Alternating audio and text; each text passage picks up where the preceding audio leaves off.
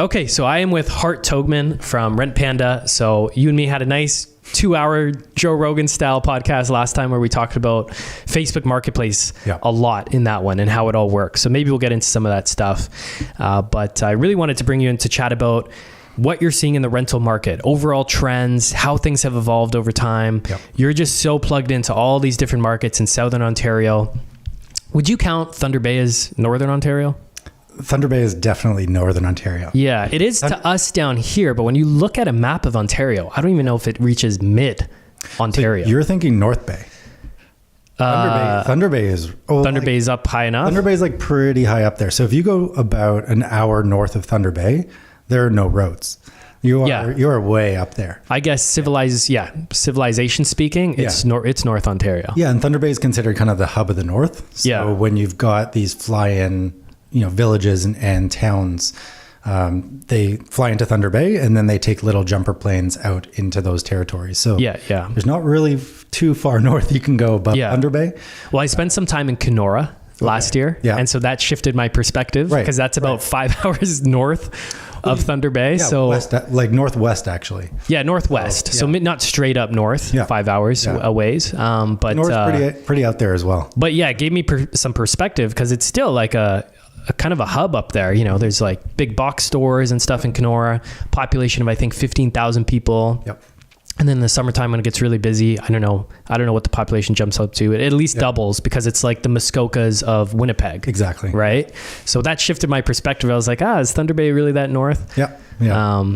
Okay. But so you're doing tenant placement and now property management all through Southern Ontario. So all the different communities, Golden Horseshoe area, as well as like North Bay, Thunder Bay as well. Yeah, actually all across all of Ontario. So we span from Windsor in the west all the way out to Ottawa in the east, and then Thunder Bay in the north down to Niagara. Okay. Yeah, cool. We're covering it all. And, there's some pockets that were less busy than others, Cornwall, Brockville, you go up to Owen Sound, but we still do work up there. So, we can cover it all. And the idea behind that is, especially as we get into a tighter renter market, the money of the Golden Horseshoe is investing elsewhere. So when Toronto investors start putting their money in Brockville, or Toronto investors start putting their money in Owen Sound or Wyerton, we're able to follow them and we're able to give them a seamless experience across the board. Okay. So what are we seeing in the rental market right now? A lot. I'm going to go doom and gloom. I'm going to talk a little bit about the reality of it, and then we can talk about some opportunities. But first and foremost, the last 3 quarters have been tough. When you talk to property managers, when you talk to leasing specialists, when you talk to investors, everyone is talking about how hard it is to find a tenant these days, unless you maybe are in the downtown core. So vacancy rates are increasing, and the time on market for a rental, which isn't really tracked by the big players out there, that's increasing quite dramatically. So from last year, we're actually looking at 16% higher time to lease when you post a property up. So, it's a relatively significant increase when people are doing their numbers and they're thinking, we get the place on August 1st and we're going to have the place, fully rented by September 1st. That's not really the case anymore. Typically, again, across the board as averages, we're looking at about 42 to 44 days on market for a listing. That's going to be skewed by Toronto numbers because Toronto is definitely much faster in the GTA in general. But when you look at markets like Welland or Kingston or London, even as a strong rental market historically, those numbers are creeping up into the 6, 7, 8 week marks to place a tenant. So it's becoming very, very normal for landlords to sit on vacancy for a couple of months just to find a very high quality tenant that they're going to be happy with. And what's this being caused by? There's lots of different issues that are happening right now in the rental market. There is still pressure and a general housing shortage, but typically for the last 18 to 24 months, there's been a lot of investment in the rental market. 2021, everyone was buying property. 2022, they were still buying property. There was a lot of, duplex conversions and renovations that were happening. And then a lot of supply hit the market. And so when you were looking at these specific markets, Welland is a great example.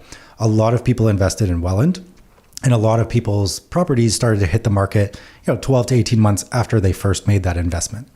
the market had shifted quite dramatically since then, but their numbers dictated that they had to rent out that, main floor 3-bedroom of that duplex in Welland for $2,400, let's call it. And the market had... It's pretty high for Welland, even for a brand new place. I just made up that number. Okay, sure, but, sure, yeah. Whatever it was, they had to peg the top end because they were renovating to the max. They were investing in it. They were hoping for that top tier quality tenant who was going to be attracted to a beautiful, nice 3-bedroom main floor. Yeah. And a lot of people were doing that. And so month over month over month through Q4 of last year and Q1 of this year, we saw more and more listings hit the market, but people weren't ready to adjust their rents. And so a couple places rented out, but there was an oversupply essentially. And then you get into month over month of oversupply. And if you look at the data, I wish we were Joe Rogan and we had someone just pulling up the data here for us. Yeah. But if we look at the data, you had about 6 months of consistent oversupply where the number of new listings that hit the market was 2 to 3 times the amount of leased out properties. So when you look at that over the course of half a year, now we're getting into a market where the pressures are on the landlord to finally start dropping their rents. Yeah. And they were holding stubborn, but there's that oversupply. So you get into a tenant market. So tenants, when they're looking at your 3-bedroom main floor that's beautifully renovated at $2,400, not only are they saying, well, there's 7 others that look exactly the same at $2,200 to $2,300, but also we have, generally a recession and a very, very tight, economic market for the renters out there. Mm-hmm. So when renters are looking at a 3-bedroom house, right now they're looking at how many bedrooms can I get for what price, right? They want a roof over their head. And maybe they don't care about those quartz countertops or that stainless steel dishwasher or that extra yard space. And so if they can get slightly less house or slightly less of an amenitied house for a few $100 less, they're choosing that. And so what we're seeing is the low to mid-range market of these rentals are going incredibly quickly, but the higher end is really, really slow to move. And so you're getting all these investors stuck with a lot of properties, and rent rates weren't really moving for Q4 and Q1 of this year. So finally, people are feeling that pressure. You're sitting on 3 to 4 months of vacancy. You finally relent and drop your price down, $100, $200, $300, and then you're seeing movement. So we are starting to see that uptick. It's getting better. But that oversupply needs to clear for people to properly start renting out places at the pace that they were beforehand.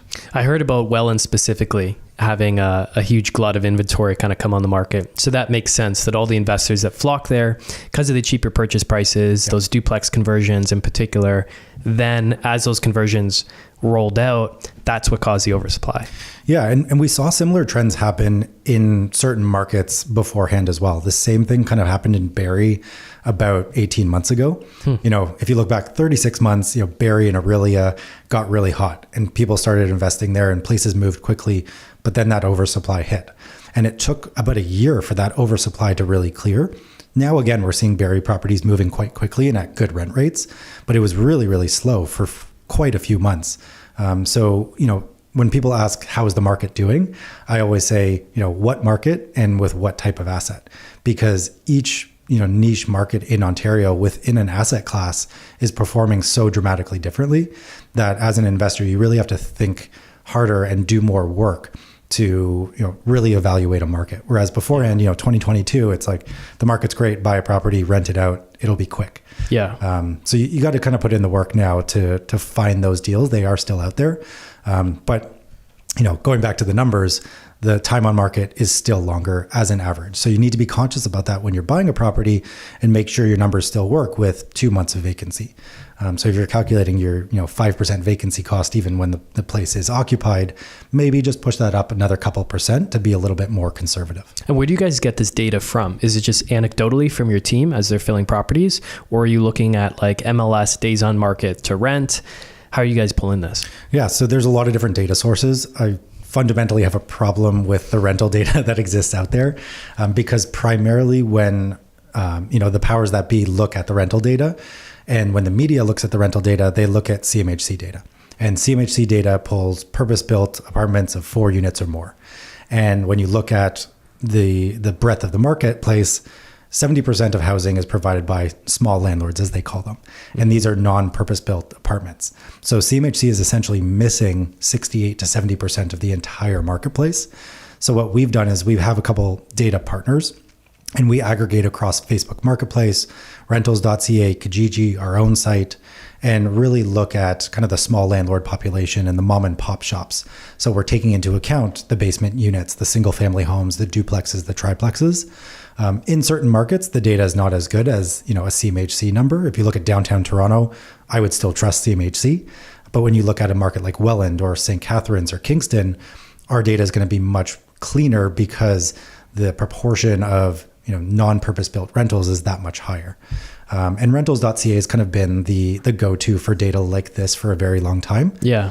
My only issue with that is that they only survey their own website. So they're looking at rentals.ca data. We found that aggregating data from Facebook Marketplace primarily, which is the main source of all rental listings now, is the more accurate way to go. And it's the way that we evaluate the price that we should set for our rental listings, as well as the past performance of the rental market. And are you just looking at your guys' listings on Facebook Marketplace? You're looking at all of them. So how can you tell for when it fills, how long it's been on there, and what it fills for? So you'll never be able to tell what it actually fills for. Yeah. But you can look at the listed price, and then you can look at the history of the listed price, and you can find, the average days on market. That's obviously going to be skewed. And then assume when it's taken off market, whatever listing price was taken off. Generally, yeah. Yeah. And, it's not as clean as MLS data in terms of the actual listed price. But the MLS data is also pretty skewed. And we do also pull like House Sigma data and try and aggregate that in. But the MLS data is skewed too, because oftentimes you look at a listing and you're like, oh, it rented out in 7 days. The reality is it popped on and off that, the market 7 times or 5 times or whatever it ends up being. It could have been 7 months. Right? Exactly. Yeah. And that's often where investors are misled because they look at a comparable property or 2 comparable properties for an asset that they're looking to buy or that they have acquired. And they're not really doing the work to dive deeper than that. And that asset may have been posted, for the 6th time and it rented within 7 days, but it had 5 price adjustments beforehand. And it has actually been on the market for 6 months. Yeah. Comps are just so misleading. Like I find for all the leases I do, it's just posting on Facebook Marketplace and feeling out demand. Like how many leads am I getting? Yeah. How many people am I actually getting to the property? And how many applications? That's the only gauge for me. It's like intuition over time. Yeah, for sure. And you get a feel for the numbers. Like if I'm only getting like 1 or 2 people out at a showing a week of people I've already pre-screened, I'm like, that's too light. It's generally too light. You need like 3, 4, 5 people at that one showing to get like 2, 3 applications to then get one good application that's going to follow through and sign the lease, right? Yeah. And we do the exact same thing. And in a lot of our talks, we teach landlords how to treat it like a job, because most who are doing it themselves aren't looking at, testing protocol for when they post on Facebook Marketplace. But for us in the same way, we look at the number of impressions that you get that lead to the number of messages that lead to showings, that lead to applications. Yeah. There's a formula. That formula changes based on the market and the asset. Yeah. But there is a formula out there. And, most people just don't do it enough to actually refine their systems to that point.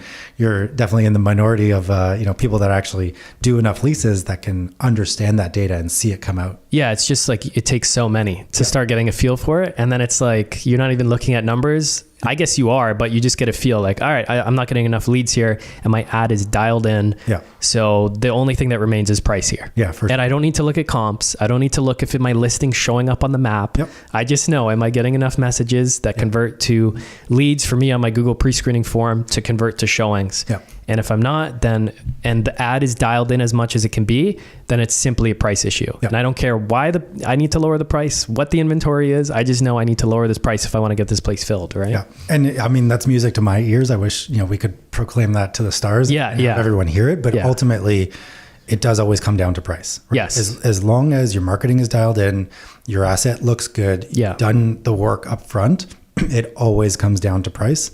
And, we sometimes feel like we're beating a dead horse where like we just keep saying it's price, it's price, it's price. There are marketing strategies that we've employed in, first month's rent discounts and 1 month rent off of a 13-month lease and all these different strategies. But ultimately, you're just manipulating price. Yes. And it is the ultimate factor there. And from the data that we see, again, going back to Welland and this oversupply, if 4 months ago, everyone would have banded together on the landlord side and said, hey, no one's moving properties, right? Yeah, We're all holding firm at this $2,400, hoping that someone comes through. If everyone just relented and said, hey, you know what? The actual market value of this asset right now 6 months ago, it may have been different, but right now it's actually $2,200 and everyone came down to that price. Yeah. The market would have balanced and we would have cleared that oversupply a lot faster. Yeah. So unfortunately that can't happen, but it's like the beauty of a free market, right? Because even if everyone tried fixing at that price, all right, guys, all 3-bedroom upper unit, new conversions, we're fixing at $2,400. Yeah. You're going to get that one guy that's like, nah, I can't wait. 2,200, boom, filled, right? And then other people just capitulate, and then prices come down. Yeah, as it should be. I think we actually talked about this last time, but the pre-con market is where this happens all the time, right? A building opens up, 10 floors open up for occupancy, and all of a sudden, the exact same unit, your 1+ den in downtown Toronto, minutes to the subway, there's 40 of them on the market. There's 80 of them on the market on the same day, literally on the same day. And they're all listed at $2,850 with the same amenities and the same layout. Yeah. And so when you look at the marketplace, it's just flooded with the same listings. And if you are the one guy who on day one goes, you know what, I'm going to put mine at $2,775. Yeah. You are going to get all of that traffic from everyone else's listing and you will move your property first. Yeah. And ultimately there may be 1 or 2 people that get that $2,850, but within a month, they're all going to be down below your $2,775. Yeah. Yeah. You're so right. And the earliest units that come on, like you have such an advantage if you get your unit occupancy before the other units for whatever reason, because you get the jump, like that pop of demand for that area. Yeah. You just lean into that pop before those other comps have come on and brought the actual pricing down. Right. Yeah, for sure. And then, to your point, all these investors are just looking at comps on like realtor.ca of all these listings because they don't know what the heck to price this new product at. They're like, and I've done these fills, right, for investors, and they're like sending me all the comps, right? And I'm like, to your point, you try it out and it's crickets. And that explains exactly why. Yeah. And, anecdotally, we also talk about the anxiety factor. And not in a bad way, but I'm sure as someone who does a lot of leasing, your phone is always blowing up, right? Yeah. You're always getting messages in. And then at some point, it just kind of drops off, right? And crickets start to happen. Or you post it right away and you're expecting that anxiety or that excitement of like messages constantly coming in. It's like every 7.5 minutes, you've got a new message. And it's an is it still available message and it's annoying. But you get that gauge, you get that gut feeling that like I'm onto it and it's correct. And when you post a property and a day goes by and you've gotten 2 messages, you're like, something's wrong here. I can feel it. You get that little butterfly of like something isn't right. Yeah. And I think that's just, it comes with experience and it's hard to teach that. But if you look at the data, there is a way to kind of figure it out early on. Yeah. To that point about the, hey, is this still available message? I had someone asked me the other day about that. They're like, what do you do with all these messages? Like you respond and then nothing back from them. And I just get, hi, is this still available? And I'm like, honestly, I do it myself. When I look at things on Facebook Marketplace, I want to buy. Like I was looking at buying some chairs for a student rental. They want to buy brand new chairs. So I was searching on Facebook Marketplace and I just saw a bunch of chair listings and I'm like, all right, let me just blast out like 6-7 messages. And people responded. And then I went back to the listing. I'm like, I don't like those chairs. They're like, I like these chairs better because they're closer to me for pickup. And then I just R-bomb everyone. And I'm like, okay, I do it myself. So like, I totally get the psychology behind it now. And there's lots of strategies to Facebook Marketplace, and we're going to get back onto Facebook. I know it's just, but it is the biggest marketplace. It's the main driver. It's the main driver. I think, we're even higher than we were last time in terms of closed deals from any marketplace. It's Facebook Marketplace well up into the 80% now. So when you look at those, is it still available messages that are coming in or just general user behavior? We've been teaching a lot about tenant avatars now, and through some AI tools, you can actually build out really amazing tenant avatars and really understand who your potential client is going to be, who your customer is. And if you've got that 1+ den at $2,850 in that pre-con building, and you've got a tenant avatar of that, young couple that works in, advertising and IT, who's got a Bernedoodle, who make $225 a year, who like to work out and go, try new restaurants, and like, you can really build that avatar. If you think about them, salivating at this tenant profile. Right. Or, I mean, we could build different ones for different markets, but when you've got them sitting, searching for listings, right? If you picture them and what they're doing, they're busy at their jobs. They probably come home at 7:00 at night. They walk the dog. They order Uber Eats for dinner. And then they're sitting on the couch, probably watching a show while scrolling Facebook Marketplace on the side. Or they're laying in bed at 11:30 at night, scrolling Facebook Marketplace. And both of them are individually looking for listings, and they're flipping through, hitting, is it still available? And so you get times where the same couple is messaging you for the same ad. And hey, my girlfriend messaged you. Sorry. Yes. Or you get people who message through, and when you actually respond to them, they're like, oh, what was this listing? I don't even remember, because if I find 3-bedroom or 2-bedroom or 1+ dens within my price range, I'm just going through hitting, is it still available? And I'm doing it on my phone, and I'm doing it quickly. And most people I know aren't going to respond to me, right, as a tenant. So you're trying to play the odds as well. And so for landlords, they get emotional a lot of the time. And, they may be waiting a couple days to respond to messages as they all pile up, but it's not conducive to the user behavior. And so if you're on your phone at 11:30 at night responding to those messages, not only are you going to then pique the attention of this couple who's laying in bed, but you're actually going to stop their scroll. And in advertising, we used to talk about this all the time, right? It's thumb stopping power. And if you have an ad that gets people to stop their scroll, that's all you're looking for on, Instagram and Facebook and all of that. Yeah. But as a rental listing, if you're going through hitting is it still available, and then you get a message back from a landlord and it's articulate and it's explaining about the property and it's telling you maybe a little bit something about myself as a landlord, you stop scrolling and hitting is it still available. You engage with that listing, you're reeled in, you're intrigued, and you're actually pulling competition, you're pulling attention away from the competition. Yeah. So as a landlord, if you mold your systems and your processes to the behavior of your tenant, you're going to be winning a lot more than anyone else out there. Yeah, that's such a great point about the professional response. I get that all the time. They're like, you like at the showing usually is when they say, you just kind of stood out because of your response. Like you just seemed way more like professional or like way more organized than other people. Yeah. And that organization just, to your point, sets you apart from the competition, right? Yeah. And it doesn't have to be like customized, right? It can be a canned response. Yes. And you can do that pretty quickly. There's now some bots that are starting to come out that will do responses for you, which is super exciting. Yeah. We'll see how, well engineered they are, I would say, to actually have, human interaction. Yeah. But I think that there's a new era of Facebook Marketplace that's probably starting to burgeon right now. So we want to make sure we can get on top of that. But I think ultimately it's about user behavior. It's about, addressing your customer and making sure you stand out so that your numbers do fall, below everyone else's. You want to make sure that you rent your place out faster. You rent it out for a competitive rent. Yeah. You want to really stand out from the rest, because right now in a lot of these markets, there's competition, right? There's other people vying for those eyeballs. Yeah. And it just takes a small amount of intention to make your ad stand out from everyone else's. Yeah. To put 1 to 2 hours into thinking about the stuff you're talking about, the avatar you're going after, getting the best quality pictures you can, doing a walkthrough video, having a canned response set up, a system in place. It's just a little bit of intention just sets you so far ahead of the competition. For sure. And you mentioned their video, right? How many people don't shoot video when Facebook is looking for engagement? And now we're going right back to our conversation from last time. But, you look out there and 99% of all listings don't have video on them. It's crazy. But 99% of the content that we engage with on a day-to-day basis is video.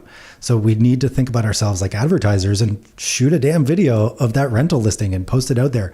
Even as a landlord doing it yourself, if you think your video is horrible, it's still a video. Yes. And it's still better content than 99.9 probably % of all the other rental listings out there. Yeah, it ties all the pictures together. Yep. I've gotten pretty good at sprinting through houses now with that 59-second limit. Yeah. Right? So especially a single family house with like a basement and an upstairs, I'm like sprinting up the stairs to try and get it all in the the 59 seconds. Yeah. And you can speed it up too, which I've done on a couple of videos, but I like speaking to things as I'm going. So I've just it takes me like 2-3 takes sometimes, and I'll hit like a minute 20. I'm like, damn, I got to cut this part out, get faster on my sprint up the stairs. Yeah. And you can draw people in, right? You can do a 60-second video of that main floor, and then at the end of the video say, message me for the rest of the video. Like you can take these advertising principles and apply them to rental listings, because they are a product like anything else, right? You sell a shoe, or you sell a house, or you rent a house. It's all essentially the same thing. It's a product that a customer is buying. Yeah, 100%. Okay, so let's one more question on Facebook Marketplace, and then we can be done until we inevitably get back to it. This is the main question everyone has. Why does my listing not show up on the map? Right. Have you discovered the secret to getting your listing on the map? No. There's no secret, but I would say, to your point, it's the data that comes through in terms of the impressions that you're getting and the number of messages that you're getting that really matters. Yeah. A lot of people don't search by map. A lot of people are just searching. They input their very filtered criteria. Mm-hmm. And so again, if I'm a tenant looking for a 1+ den in downtown Toronto between $2,650 and $2,950 as my budget, that's pet friendly, that has a gym, that's going to refine my search enough to look at a list of places. Yeah. And I'm going to pull, my geographic region in pretty tight, right? It's probably going to be half a kilometer from a point that I put. So not a lot of people are searching based on the map on their computer, which is typically how landlords are kind of reverse engineering that ad. Everything is happening on your phone. Yes. It can happen on a map, but ultimately, Facebook is still serving the things that it thinks you would like. So if your ad is not showing up on a map, it's because Facebook doesn't think you will like your own ad, essentially. And so you can refine it down there and try and find it and decipher it. But it's the same problem as an advertiser who's paying $1 million for a number of impressions and saying, hey, I tried to look for my ad and I couldn't find it. Yeah. I used to work for General Motors and I wasn't getting served, the Cadillac ads because I wasn't a Cadillac customer. And no matter how hard I looked for it, I wasn't going to be served it on Facebook. And, Facebook has also gotten a lot more nuanced with their algorithm. So we haven't figured it out. But what I would say is there's no point in even looking for it. As long as you're getting the traction that you need on an ad, then it doesn't matter where it's showing up. It's bringing in the right people. Yeah. Things to look out for, though, are like shadow banning, because oftentimes you will get shadow banned. If you duplicate a listing too many times, if you're not responding to ads, if you have a bad seller profile, you will get shadow banned from Facebook and you won't be informed that you're... What about for political posts? I've had a couple people ask me about that. They're like, hey, posting, non-radical left-leaning stuff, and I think I'm shadow banned on Facebook. And to that, I'm like, I have no idea. Yeah. The way things are, probably. Yeah, it very well could happen. I wouldn't put it out of the realm of possibility, that's for sure. Yeah. We like to keep our posting profiles pretty clean. I think we talked about this last time too, but it's got to be a real person. It has to have content on it at some point in time. But your marketplace profile is a lot more important than your personal profile. And yeah, just keep it clean. Keep it for rentals. Don't be posting that stuff out on Facebook if you know that your intent is to use it for marketplace listings. Yeah. But your other marketplace listings will actually improve your profile. So if you sell those, used chairs and you do a good job selling them and you get 5-star ratings as a seller, that will help your rental listings as well. So we do have some people on the team who are outperforming others. And we've actually done a test where 2 people have posted the exact same ad in the same region. And there's so many factors, right? What's their IP that they're posting from? What's their seller profile like? What's their engagement like on other elements of Facebook? The algorithms are more complex than we can wrap our heads around, that's for sure. But ultimately, if you're getting the data coming out of it, saying you're getting enough messages, then you're doing good. And what I would say is you can play the algorithm to your heart's content. It's price. It's going to be price. Yeah. You can solve every bit of the algorithm by dropping your price and getting engagement. Exactly. Yeah. Yeah. Because the price gets the eyeballs. Exactly. Yeah. Okay. So how long have you been placing tenants for? We have been on the ground placing tenants for about 5 years now. Okay. We have 2019-ish. Late 2018, 2019. Okay. We've been running the platform rentpanda.ca since early 2018, late 2017, I believe. So a couple more years after that. And so we've got data on tenant placements, but we actually didn't have a leasing team back then. We started as a prop tech. We thought, hey, we don't want to do property management or be on the ground. We just want to build awesome software and be one of these hockey stick curve companies. But when we started to get into it, we realized that was actually the backbone of the business. It was, tech-enabled real estate versus just being technology. Yeah. Yeah. Still very much a people-driven business. For sure. Yeah. For sure. Okay. So the reason I'm asking is I just wanted to see if you would be able to maybe give an overall summary of how you've seen the rental market, big trends develop since 2019 to about today. Interesting question. Yeah. So you leaned in, so you started in a more balanced market. Yeah. COVID hits. Mm-hmm. All hell breaks loose in every way possible. Yeah. We're now 2 years post-COVID, I'd say, 2022 to 2024. Yeah. What's it overall been like? How has it developed? I know it's a big question. It's a very big question, but I think ultimately it's the answer is, as a wide sweeping generalization, that the state of the Canadian economy and immigration patterns and in general the real estate sector have brought the rental industry along with it, essentially. So when things are tight as a general economic trend, things get tight in the rental sector, right? Landlords start to be very conscious about holding vacancy, be very conscious about, their price points and pushing rent to try and bring in every dollar. But then at the same time, as an inverse, tenants are tighter on their money, right? Things are getting tighter across the board. Everything is more expensive. And so there's kind of this duality where landlords need money and tenants need money, and it's a contentious relationship by nature, right? They both have an asset. They both need each other, but their intent and their drive and their desires are actually completely separate. True. And everyone is trying to look for the best deal, but the best quality, right? So that general trend is happening. But I think now what we've seen over the last couple of years is that we went through this roller coaster, right? Things were really, really hot. They cooled down quite aggressively. Things seemingly fundamentally changed with COVID on how we were doing rentals in general, but then kind of went back to normal. And I would say now we're into a period of general normalization, right? There's, especially as we get out of Q4 of last year and Q1 of this year, we're starting to see what the trends are going to be for the next 12 to 18 months. And I think things are generally leveling out. We've got some markets with oversaturation, but then we still have some very hot markets. We've got tons of immigration pressure still happening on the Canadian marketplace.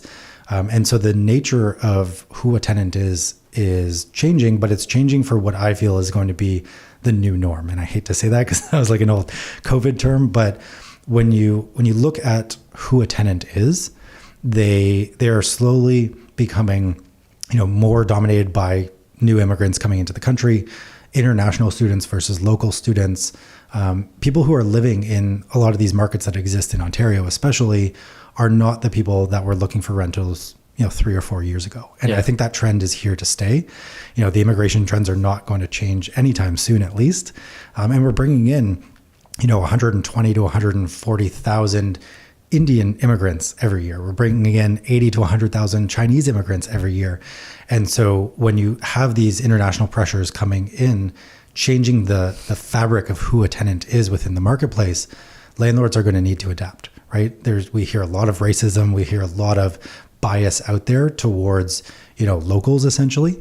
But that's not the dynamic of who a renter is anymore. And so we need to adapt to that, and we need to adapt to who is going to pay the prices that we've set for our rentals, and who's going to buoy the economy and buoy the rental market and actually provide that sustained revenue for investors. And I think we're leveling out. We're getting to a point where, we were in this roller coaster. We will get to a fluid and stable rental market. Not to say that the housing issues are going to go away and the housing crisis is going to go away. But when we look at most markets, I think we're starting to get to a normalization of the market. And I think more and more conversations like this are happening where people are realizing that you can't just overinvest in a property, push rents, get someone through the door, and it's all going to be beautiful out there. You have to put in the work to find the good deals, to market them appropriately, to price them appropriately, and you will find quality, stable tenants, but you got to put more work in. Yeah. Well said. Yeah. It's hard to boil it down all into. Well, why don't we get into some of the trends that you wanted to talk about, some specifics? Yeah, for sure. So one thing to be really conscious about is the tenant profile out there. So we talked about tenant avatars essentially, but the type of tenant that is coming through the door is fundamentally changing. And when people are looking in this market, they need to understand from a landlord perspective that, the trends that they're seeing are trends for a reason. And so if you talk to landlords these days, they're going to say that they see a lot of single mothers coming through, with single incomes. They see a lot of divorces. They see a lot of new immigrants coming through the door. They see international students versus local students. And the reality is that's who's looking to rent right now, because rent prices are still going up considerably, right? Yeah. Prices are going up. And so those who don't have to move are not moving. Yes. And so when you have that trend happening, those who are moving are going to be, divorcees who are splitting up and need an additional house, right? Or they're selling one house and now you have two renters coming out of one owned household. It's the new immigrants coming through the door who have to rent at whatever price you're setting because, yes, they're all looking for the best deal out there for roof over their head, but ultimately they have to find a place to live. Yeah. New graduates as well. New grads, yeah. There are a lot of investors that are dumping properties now because of, capital gains before, the end of June, or just generally they can't float their mortgage. So they're dumping properties. They're dumping the lower end of their portfolio to reinvest in the higher end of their portfolio. So there's tenants that have to move or feel they have to move that are looking. So when you think about it as a landlord, everyone who's moving has to move. And so when you look at the quality of a tenant from a statistics perspective, that quality is going to be lower, in general broad sweeping terms than when the market is even keel and stable. And then people are moving just because they want to move, right? And so when we look at the data, we actually see from an application perspective, the number of collections listed on an application has doubled over the last year. We used to see about 9% of all applications had collections on them. We're up well over 18% now. Wow.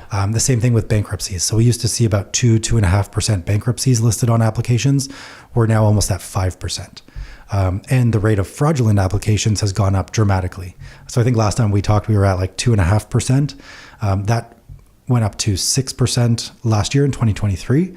And in the first 2 quarters of 2024, we're at 7.2% now. So if you think about it as a landlord, every single application that comes through the door, there's a 7 to 8% chance that has fraudulent information on it. And how are you finding out that it's fraudulent? There's a lot of qualitative and there's some quantitative. So we always necessitate that we pull our own credit checks at the end of a process. Yeah. But we will accept self-provided credit checks at the start of the process. So you compare the two. So we compare the two. We look at very clearly fraudulent pay stubs all the time. General pay stubs that you can probably Google like pay stub image and it comes up as the number one hit. And then people have like the wrong font placed over it for their name. Oftentimes, when you call an employer reference, they're giving you a completely different number.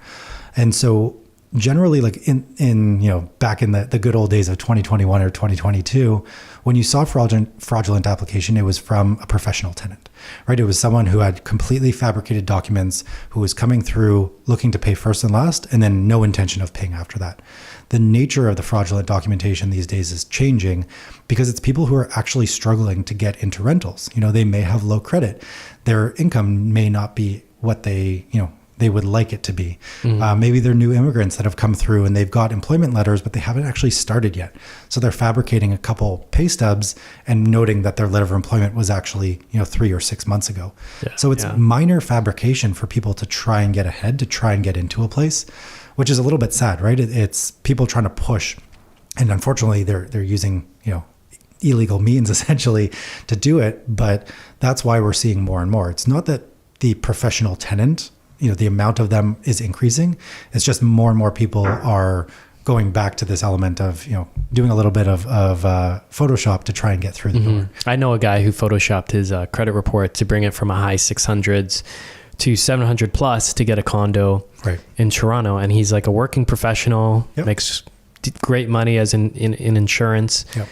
But he was scared that he wouldn't get it. So he altered it. And I'm like, you're the reason why I pull my own credit reports. Right, exactly. Yeah. And so with that element of more fraud, higher collections, higher bankruptcies, generally... Are these recent collections and bankruptcies? Like an uptick from kind of the recession that we're in, or just in general, like whatever, because I think it's 7-year history of bankruptcy. Yeah, it is the data number is in general. Got it. And oftentimes we see the stupidest collections. It's like working professional who didn't pay their Virgin Mobile bill when they were 21 years old. Yeah. And now they're a 28-year-old, who's got decent income, but they just have that on their record.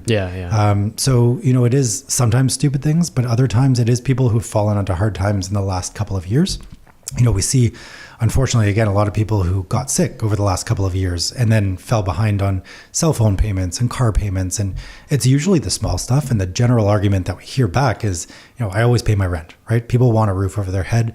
They're going to defer to that bill versus another bill. And no one cares about Rogers or Bell or Virgin Mobile. They're like, yeah, they can come after me. But they're not thinking about the repercussion of not paying that $48 bill and just letting it slide, because that next landlord is going to look at that. We don't really care that you've paid rent. That's great, but you still have a collection on your record. Yeah, well, the paying rent thing, you can't actually really verify. But the paid, all your other bills, you actually can verify through that credit report, right? Yeah. The cool thing is now, though, is through income and expense verification.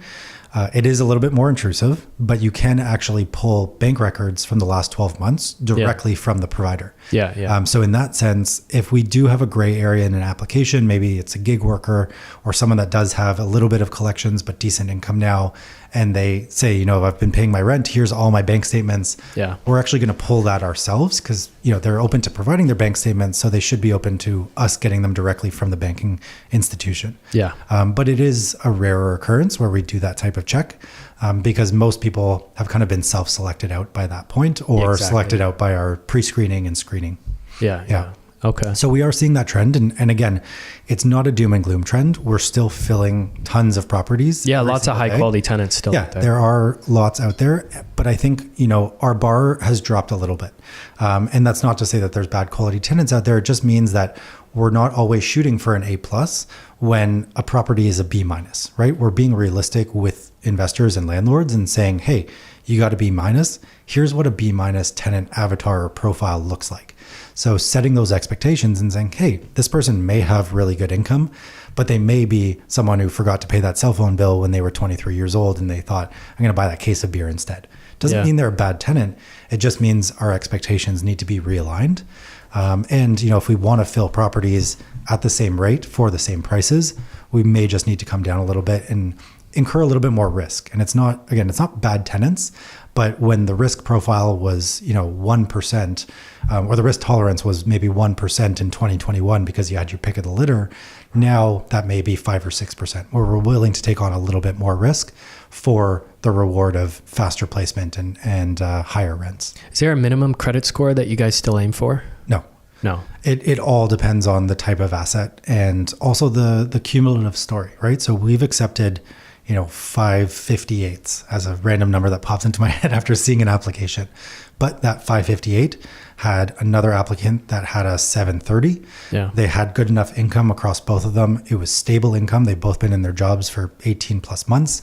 And they had a guarantor. And that guarantor was a CA that had an 850 credit score. Like it was all about doing the whole application. Yeah. And what property type is it too? Because if it's like a lower end listing, it's like that's what you're kind of going to get. For sure. And we recently took on a 24 unit building in Kingston, right? And there's a lot of 1 bedroom and 2 bedroom places. The 2 bedroom on the top floor with the balcony that's newly renovated, that's probably going to get like an A tenant. Mm-hmm. But the 1 bedroom on the basement level below grade that's got old carpet in it, that's probably going to get a B- tenant. And I hate using these kind of like rating systems, but ultimately it paints the picture of what's possible for that unit. And we don't lie to investors, right? We have a policy of, candid honesty essentially, or radical honesty. And it's like, hey, if we get 1,000 inquiries or 1,000 impressions leading to 100 inquiries, leading to 10 showings, and all 10 showings are from this same tenant profile. Yes. We're not going to sit there and say, hey, let's hold on longer. Maybe we're going to get someone else. The market is clearly telling us, this is who is attracted to the property. Yeah. That's something that I've kind of just realized, I'd say in the last year, just like, look, you can't paint broad strokes across the rental market. Yep.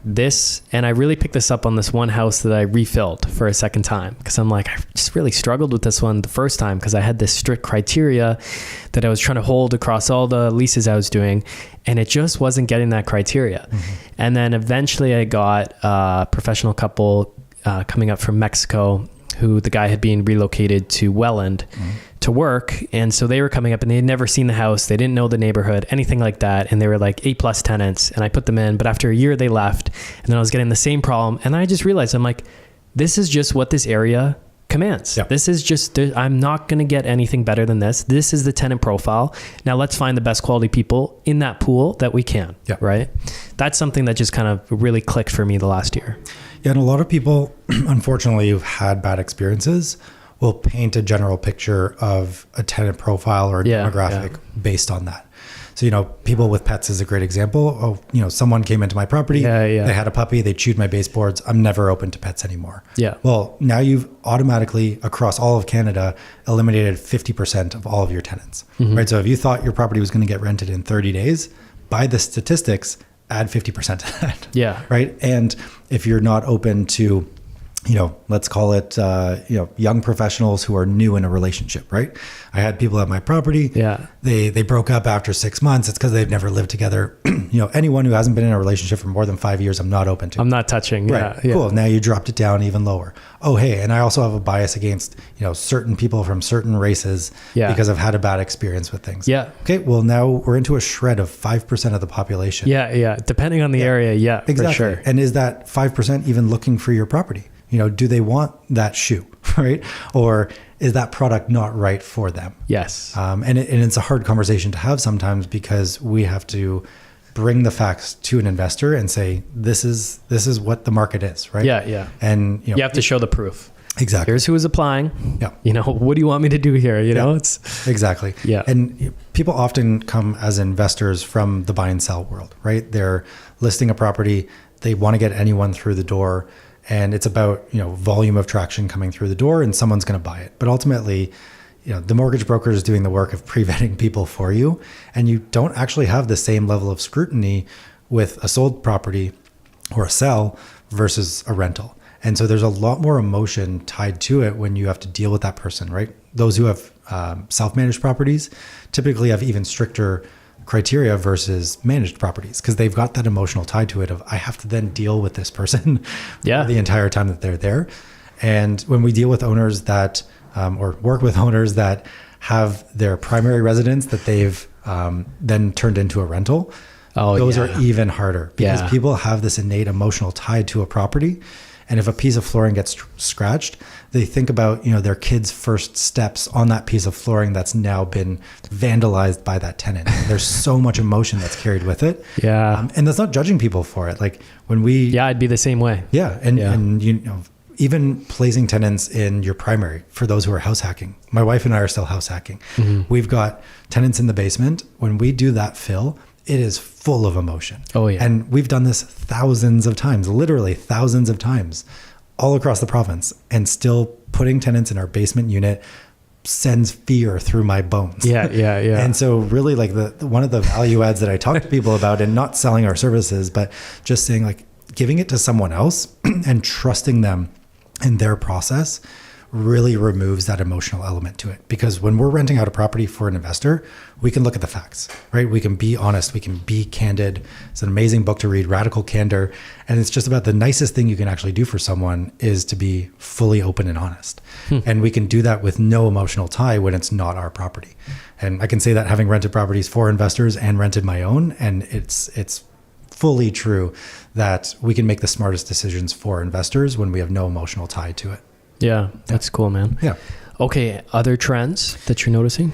Yeah, rents. So everyone's going to say, what's my property worth, right? And so one huge caveat that I would love everyone who's listening to know is asking, what the average rents are for Hamilton or what a 3-bedroom in Hamilton goes for is not the right way to approach the market. In this type of market where things are getting tighter, it's harder to move properties. Rents are more stagnant, and we'll talk about that in a second. You need to evaluate a specific property, and you need to look at that specific asset in a specific neighborhood at a specific time. So when you're looking at buying that property in April, and you're going to have 8 months of renovation, what is that property going to do as a January 1st occupancy, right? And then backtrack 60 days and go, what is it going to be like to fill that unit on November 1st through November and December as a 3-bedroom main floor with this tenant profile? What are they going to be willing to pay? So when you look at your comparables and say, oh, well, it's $2,650 for a 3-bedroom main in Hamilton and, close to downtown, essentially, not up on the mountain right now, that trend may change. And so looking back at historical trends to say, what does November and December look like for Damn that disaster, January? that's what. Right, exactly. And it's my example for a reason, but because people often just look at immediate comparables. It's a great point. And they go to people and say, what what's it going to rent for, right? Yeah. What's the rent? Then when we look at the actual rental trends, rents have stagnated across the province. And so when you look at the rental reports that are out there, they are going to report on Canada and say that rental rates have gone up again. It's another, 6.5%. When you read that CBC article, they're going to pull the data that says rents have gone up 9.7%, because they're going to find that urban market that they want to report on that tells the story of rents going up, that, tells the story that they want to talk about. And whatever fits their political narrative too. Right. And the new rent control legislation that may or may not be coming down, or the tenant population that's being mistreated, it's going to fit their political agenda. When you actually dive into the data as an investor in Ontario rents have not only just stagnated, they've actually dropped month over month over month for the last 6 months. Really? We've dropped to in some markets, pre-COVID levels, like 2020 rent amounts. Wow. Again, buoyed by Toronto and new builds in Toronto.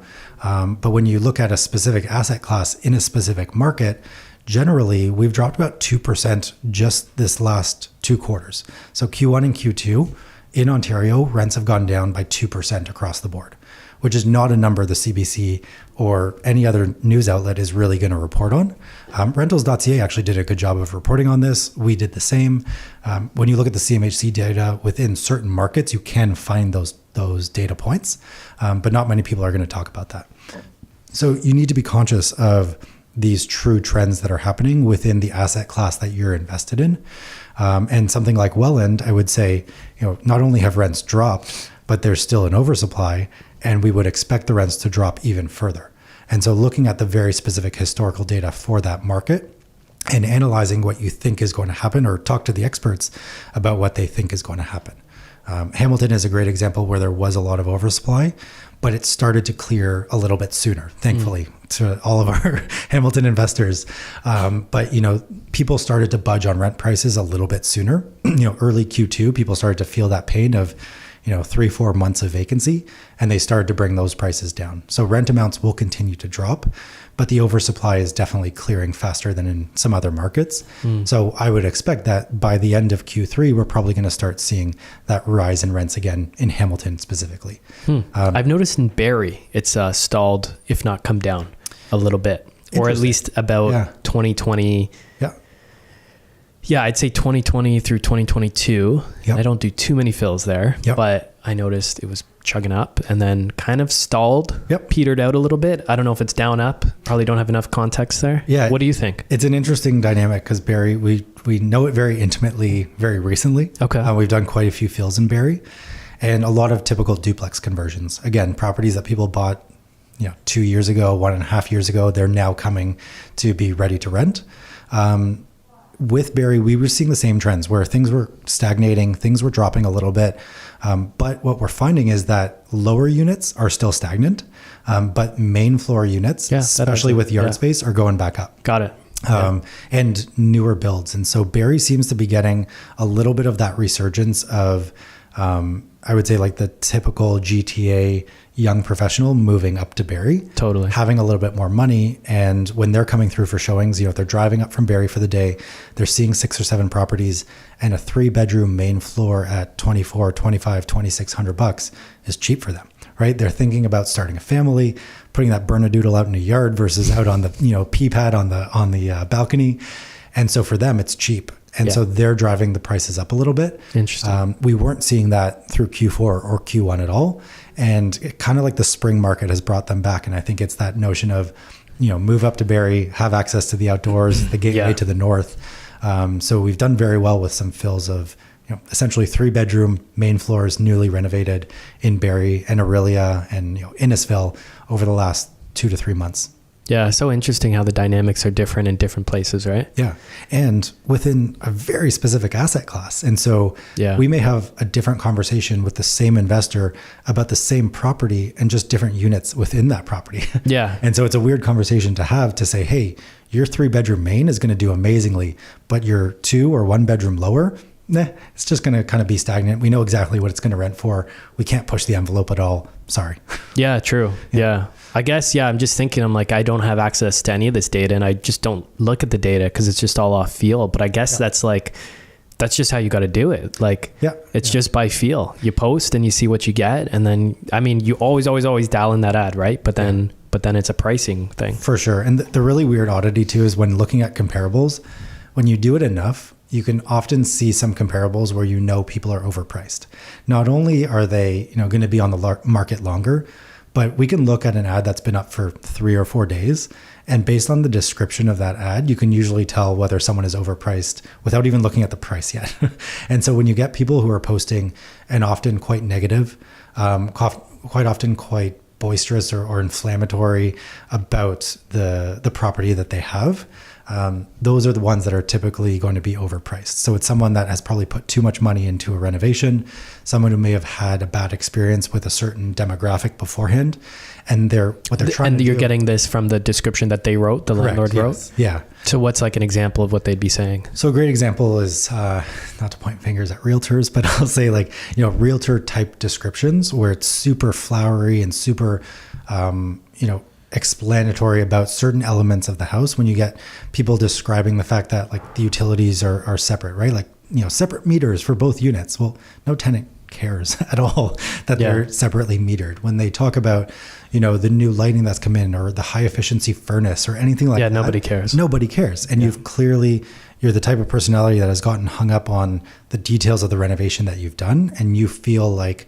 the high efficiency furnace has actually added value to that listing. Yeah, that's funny. You're right. I do see descriptions like that. I'm like, nobody cares about the high, right. Tell me what the expected cost for utilities are if they're going to be on my name as a tenant. Yeah. But I don't care that it's a high efficiency furnace. I just care what I'm going to spend. Is there heat? Yeah. Right. Does it get hot in the winter? Right. Exactly. Okay, cool. Can I control it? How much is it going to cost me? Yeah, exactly. Yeah. So elements like that. And then again, when people post an ad and they're like, no pets, no smoking, no couples, that are new couples, right? When you get a lot of no's, those are people who are exposing their biases essentially. Yes. And so what they typically try and do, and again, this is a stereotype in its own, but they will typically try and overprice to weed out those that they don't want.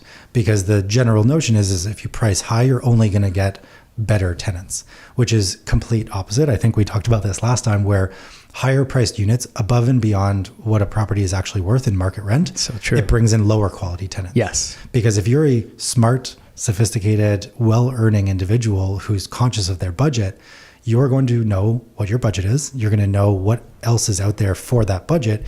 And you're not even going to message that ad that's $300 over market rent. You know that it's a ripoff and you're not going to do it. Yeah. The people that message are people that don't understand their budget, that think they can reach further than they can, that are overspending.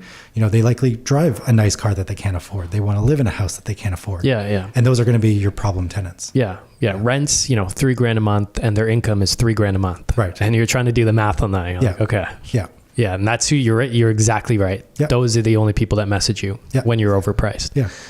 Yeah. So it's things to look out for, but A+++ tenants only. Exactly. Yes, there's no such thing. Yeah. And ultimately, to your point about like salivating about that tenant avatar that we were building beforehand, it's really important to be honest with yourself with that tenant avatar. And the cool thing that we kind of built and realized over the last month only was that there's some AI tools that are really good at building tenant avatars. So if you said, I have a 3-bedroom main floor property at this address in Barrie, here are the amenities, who is likely to be attracted to my property based on the demographics of the region, the rental trends, they will actually build a pretty good tenant avatar for you and show you who's going to be reaching out to rent out your property. Is this like a website? There's a couple AI tools that will do it for you. I mean, ChatGPT is the main one, is going to build that tenant avatar for you. Really? Yeah. And so what would you ask ChatGPT, for example? So I won't give away our exact prompt. Yeah. But essentially, you want to give them an understanding of your property and being as detailed as possible about the basic amenities of the property. Bedrooms, bathrooms, general like the renovation level, like new kitchen, new flooring, new lighting, new bathrooms, not high efficiency furnaces and things like that. Give it, parking, outdoor space, all of that, and give it the address of the property. And then make sure that it understands that you're looking for all the information about a tenant that can help build an avatar. So demographics, psychographics, platforms that they're generally looking at for rentals, the time spent on those platforms, what their lifestyle is like, what their likeliness to move within the next 12 to 24 months is. Interesting. And so all of these dynamics of like who that person is. And if you just think about yourself as a person, put yourself in the tenant's shoes, describe them, and then try and boil down all of those defining elements to a metric, essentially. Give that to ChatGPT and it will spit out a tenant avatar based on the data that's out there. Interesting. Wow. And then you're aiming to hit that avatar. It at least gives us a sense of who's out there. So yes, we are going to gear our advertising towards that person, but we're also going to ask, the AI engine of, the second and third and fourth likely avatar that's going to come through the door. And so in some properties, it's going to say, hey, it's international students, it's divorcees with a 12-month upfront payment from their recently sold house. It can get pretty granular, but it's all about those prompts and the information that you're giving it. But also with the avatar, you need to be prescriptive about what you're asking out of it. Mm-hmm. And so getting those general, demographics, psychographics, lifestyle elements, those are really important to pull out. Okay. Yeah. So I hear this one all the time from people with poor credit where they say, I went through a separation and that's why my credit's bad. Yep. What do you think about when I say that? Like, how do you handle those situations? Why would their credit be bad after going through a divorce or separation? Sometimes they'll straight up blame my partner. Right. My partner, loaded up all this debt and then we couldn't pay it. That's kind of the main explanation I've heard. What are your thoughts on that? Ultimately, not to be harsh, but I don't care. Yes. Show me a credit report that shows, your collections, your bankruptcies, your trade lines, how over leveraged you are, how many credit hits have been on your record over the last 12 months. You heartless bastard. Yeah. I'm just messing with you. No, but I agree. Like same. When you look at the emotional storytelling, I can listen to a story and then I will pull the data to prove it. Yes. So even if someone says, and we have people, and I'll go to like the super end of the spectrum where, people have had major life events, right? They've been diagnosed with cancer. They can't work anymore. They've been on disability for 3 years. They've got family members helping them out. They're trying to make ends meet. And they've just gotten back into the workforce. They're in remission now. It's a heart-wrenching story to tell. And you want to be like, oh my God, here are the keys. I will help you. Yes. Yeah. Do that after you've verified the information. So if that's the story, and if I'm, as a landlord and investor, going to help you, you need to help me by giving me the information that tells that story, not the verbal diarrhea that tells the story. I want quantitative facts. Mm-hmm. So I want to see 3 years of bank statements showing what's the average bank balance in your account. You say your family's been helping you out. Well, show me the e-transfers of your family depositing money into your account on a monthly basis, whatever it ends up being. So look at the data behind the story. And that's where, whether it's a divorce or a unpaid phone bill or anything that causes bad credit, let me pull a credit check, right? The credit check will show all of that information. And then we can sit down with that credit check and say, hey, this collection, what is that? What was that all about? Why weren't you able to pay that bill? Why haven't you, cleared that collection yet? And all of that is explainable through data. So yeah, that's my harsh answer, essentially. No, I mean, very mature answer. Yeah. Just verify. You can still help that person out. Just verify. Yeah. Yeah. And oftentimes it's a little bit hard because from a leasing perspective, if you're on the ground, and we train our team all the time when they are on the ground, you're talking to people on, let's call it Facebook Marketplace, right? You're pre-screening them and they're giving you information. You're meeting them at the door for the first time ever, and it's your job to close them, right? So they're walking through the property, they're falling in love with it. It's everything that, they've seen online. You've been really great with them in messaging, and they start to like you. And then usually at the end of the showing, the story comes out, right? And they start to pull you in. And by that point, you actually like them as a person too, right? And you're falling into it, and you're also saying, okay, I'm going to close out this deal, right? And let's be real. A commission's a commission, right? So you're like, great, this is going to get closed out. I'm going to have a lease in hand within 24 hours. Deposits are going to be paid. Client's going to be happy. This is going to be awesome. Once I see that face in the kitchen, like I'm about to tell you a story. I'm just like, oh God, here we go. And it's usually, look up to the ceiling and get ready, and they dive into it. But ultimately, we train our team to be closers. And so, like positioning ourselves as helping them in the same way that we're helping the landlord, right? We are essentially their real estate agent now that they come through the door. Yeah. Help me build the story for you. And in doing so, and even if you're a landlord doing it yourself, you want to be like, great, I totally appreciate your story.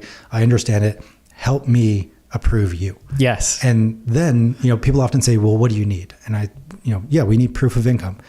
And they're like, well, is that a pay stub? Is that a letter of employment? And I go, well, what do you have? Right? What is your job? Does it provide pay stubs? Does it provide a letter of employment? Do you need a T4? Do you need, a notice of assessment?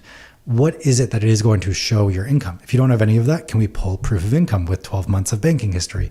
So oftentimes people think about it as the general because they've been trained to say, hey, what do you need? 2 pay stubs and a letter of employment. Well, maybe I don't have that. Maybe my job isn't conducive to it. So making them understand that I'm here to help you get to the finish line, but ultimately you've got to show me the data that will get you there. So if ultimately they come back, and oftentimes they do, and they're emotional, it's like, hey, you showed me the place. What the hell's going on with my application? Why isn't this through? Well, you said you were going to send me, 6 pay stubs yesterday and they haven't come through. And so someone else has gotten there before you and they have provided all that information. So yeah, it's tough and it is an emotional game, but when you're on the ground with them and you're trying to close, you need to still look at it as data on the table is the only way that we make a decision. Mm-hmm. Yeah, it's so refreshing to talk to you about this stuff because you articulate all these things that I go through on a regular basis, leasing these properties out that like I don't have anyone to talk to about, but you're right. Like taking the position of now you're their real estate agent. Yep. Let me help you, help me by helping you basically. Yep. And now you're like, help me build a case for you to present to the landlord so you get approved. Right. And now all of a sudden you're on a team and you're working together and they're going to be way more upfront and honest with stuff, which then you can on the back end present to the landlord, and you're kind of like playing double agent, right? So you're trying to help both sides ultimately. Yeah.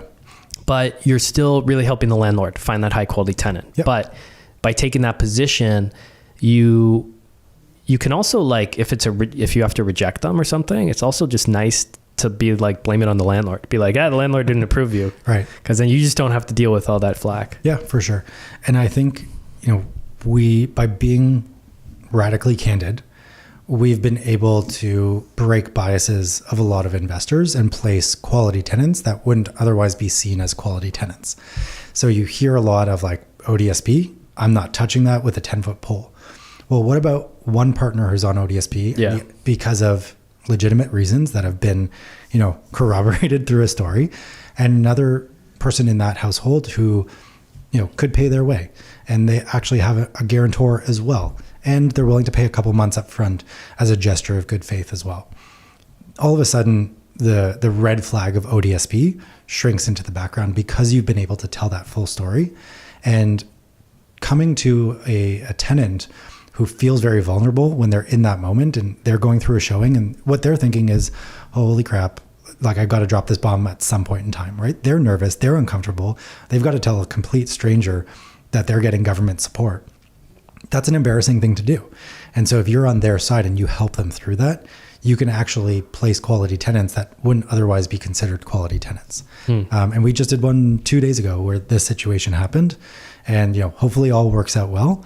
But ultimately, they've shown every indication of being a quality tenant, and one happens to be on ODSP. So it's possible out there. You just need to be head on with how you approach it. How would you validate why someone's on ODSP and if it's kind of legitimate? Because that's a very sensitive topic. For sure. And I find people don't want to share anything about that. Like if you ask them, so you're on ODS, I noticed you're on ODSP, and you don't want to like directly ask them, why or what's it for. And then, you'll maybe get at them like, medication. Right. And you're like, okay. Yeah. So usually you don't want to prod anymore, but you're like, well, I just want some answers here. Yep. Like, so we use your point, but in the reverse about, the landlord. So they're going to want to know why. Right. So, I would just say, we are representing you now. The more you can tell me about yourself as a person, as a tenant, we always explain to them that from a landlord perspective, all they want is a good tenant who's going to pay rent and take care of the property, and reiterating that that is their goal. And so if they can tell me the background into why they are a good tenant who's going to pay rent and take care of the property, that's great. And usually that story can be kind of, made whole by whatever they're going to tell you, a lot of the documentation that they're going to provide, past landlord references, personal references, work references. So you do have to pull out more of that qualitative. But ultimately, if their past employer from 3 years ago is actually reachable, they can tell that story of why they left that company because they had mental health issues or something along those lines. Yeah. So you can tell the story, and each situation is quite unique, but usually it starts with explaining to them that you are there for them, ask them to help you tell the story of why they are an awesome tenant to the landlord. And usually it comes out through that. Yeah. Yeah. And I think if somebody's listening, whether or not you have a partner on your properties, you can play the same game of like, I need to get back to my partner about this. I need to get it approved by my partner. And then you can play real estate agent, even though you're the owner and they know you're the owner, right? Yeah, that's an amazing point, because a lot of times people feel the onus to make a decision on the spot. Yeah. You get people, and stereotypically, but we find typically when there's people coming through from like negotiating style cultures or like haggling cultures, you get people that are very aggressive at showings or seemingly aggressive, whereas it's just culturally normal. Yeah, They're trying to push pricing. They're trying to say, hey, like, let me get this. Let me sign right now and do it. And they just don't understand that, you need to represent someone else. You need to be able to tell someone else the story. So that's an amazing point of blame the partner, right? Blame the landlord, blame the partner, blame the property manager, whatever you want to do. But, getting them to convince you to convince someone else will really help you weave that story. Yeah. On one of my very first ever showings, it was for my very first rental property. We were doing a rent to own, and I had a guy come, and me and him had like a shouting match. Like we were in a flea market negotiating over something. And just from that culture where haggling is normal, right? And I just got right into it. I'm like, all right, she started shouting prices back. No, we can't do that. What are you, crazy? What do you mean? We're giving this away to you. Like, yeah. You can just match them right where they are. Yeah, for sure. Yeah. And we always look at cultural differences across the board. So when it comes to managing a property on the back end, understanding those cultural differences is really, really important. Yeah. Because people may be coming through the door not understanding how certain systems within the house work. They may be averse to reporting issues because they feel like, it's their house and it's embarrassing to tell someone else about an issue in your house and you're just going to try and fix it. Whereas a lot of landlords don't want tenants touching anything. If there's an issue, they'll get a proper trade to come through the door and not make the problem worse. So understanding cultural differences, and again, going back to the tenant avatar, if you have a property that is going to bring in new immigrants from a specific, cultural background, understand that cultural background. Go to the lengths of doing some research, engaging with people, whether they're coming through for showings or not, to try and understand what their perspective is on that rental and how they're going to live in your property so that you can be a better landlord. You can be a better manager of that property. Mm-hmm. And a lot of people forget that, you're providing a service as a landlord. They think I've got an asset and I'm providing a product, right? Here's your house, pay rent, take care of the house. I'm a product salesman. But ultimately, you are a service provider, right? You are there, and whether they call you or not, you are there day in, day out, 24/7, 365, servicing them by providing them that housing. So you need to be conscious of who you are as a service provider and what kind of service you're offering. So not forget about that. And if it's an A+ tenant in an A+ property, you better be providing A+ client service. Yeah, that's a great point. Yeah. Do you have any other trends or things to talk about? Not too much. Okay. There's, the quality of tenants we talked about, conscious of lower credit scores in general. But ultimately, we've talked about a lot of doom and gloom. Yeah. But I would say there is a ton of opportunity for those willing to do the work. Because if you look at specific markets within specific asset classes and specific tenant profiles who are looking to rent those asset classes, there is a ton of opportunity. We were talking about our, my personal student rental up in Thunder Bay. So there's a ton of opportunity. We're in a market where you have to work harder for it. And that will separate kind of the, the hobby investors from those really putting the due diligence in to find those awesome properties, invest in them when everyone else is too scared to. Yeah, cool. Yeah.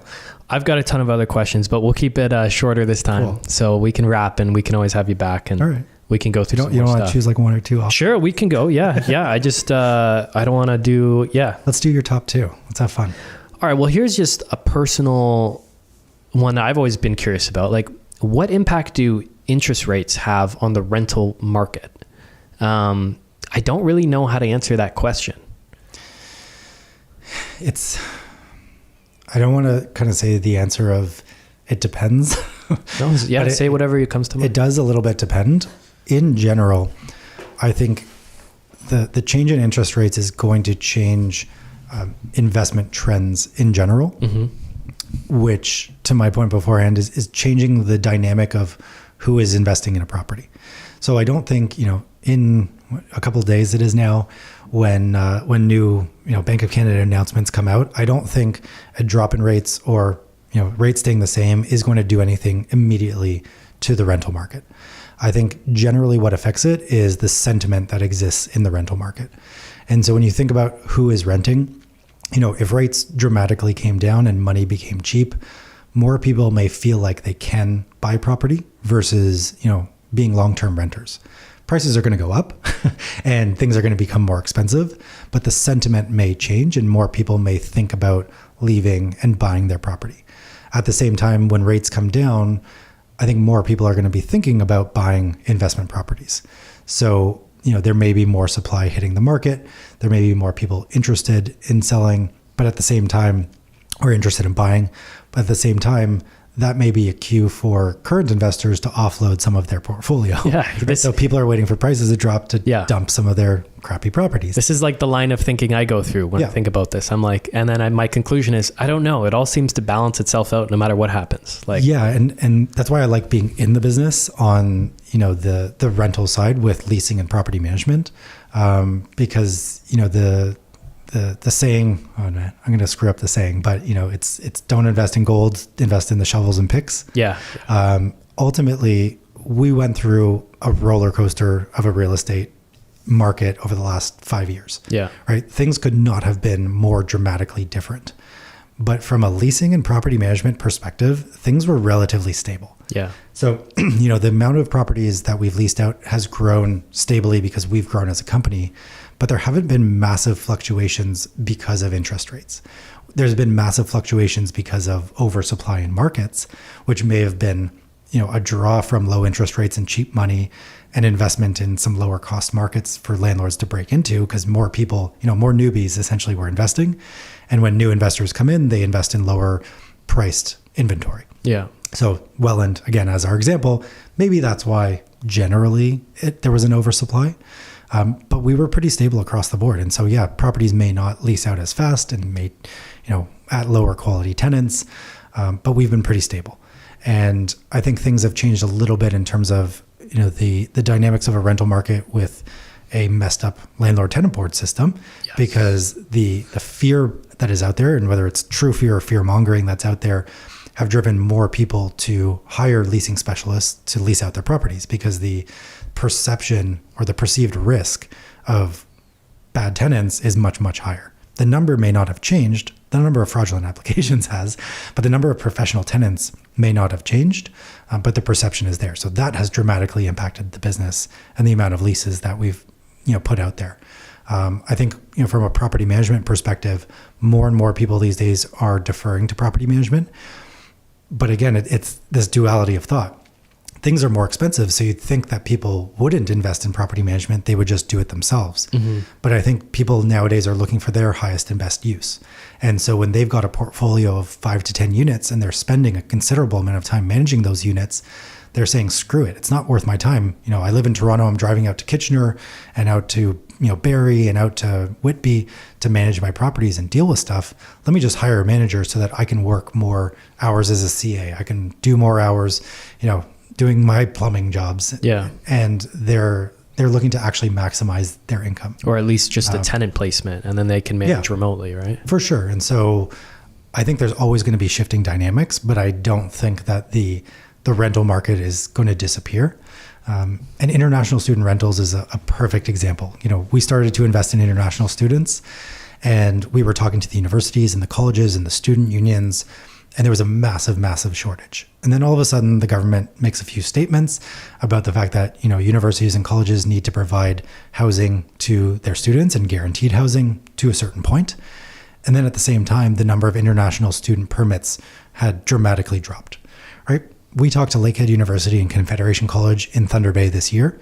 The number of international student permits that were issued was the exact same number as last year. Not a single permit change. And so all of this fear mongering about, international student rentals are going to dry up because international students aren't going to come through the door was a complete farce. And so... Wait, but doesn't that ban kick in like a year or two? Like it's not right now, right? The Liberal thing is a federal ban for 2 years or something on new permits. I thought it was immediate. Was it immediate? Yeah, but maybe I'm wrong on that front. But the university doesn't seem concerned. So we look at the university as our kind of metric. And if they're still pushing it, we're going to push it because ultimately the university and the college is a business. Our understanding was that the permit limitations were actually heavily applied to private institutions. So all these Mickey Mouse colleges popping up, trying to make a dime and bring international students over. But the big universities and colleges weren't greatly affected. Exactly. But when we look out 3 to 5 years, if there is a mandate for them to provide housing, then when you look at the certain, municipalities that are actually going to be able to sustain that quality housing, there's not appropriate zoning in place. So you can't build boarding houses in most places that students actually want to live. Yeah. And like these schools are really going to build these places. Right. Like how inefficient and slow and how many, like it's just not going to happen. Right.